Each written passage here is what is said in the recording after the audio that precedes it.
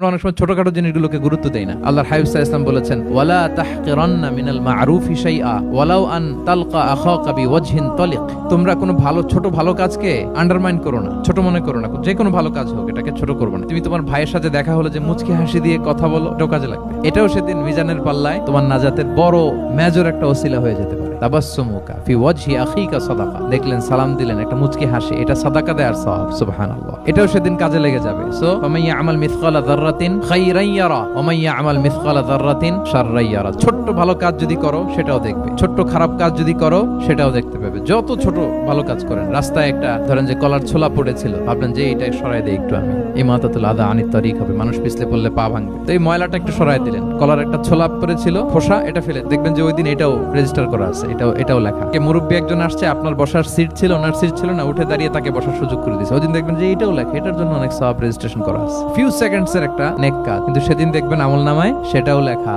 কারোর ব্যাপারে, এর ব্যাপারে ওর কাছে যে কান ভারী করছেন, ফেসবুকে একটা বাজে কমেন্ট করে দিয়েছেন, দেখার কেউ নাই, ধরার কেউ নাই, দিলাম একটা গালি, দেখবেন যে ওই দিন সব একেবারে ক্ষুদ্র থেকে ক্ষুদ্রতর অনুপরিমাণ খারাপ কাজ, ভালো কাজ আল্লাহ সুবহানাহু ওয়া তাআলা তিনি সেদিন আমলনামায় সব তুলে রাখবেন।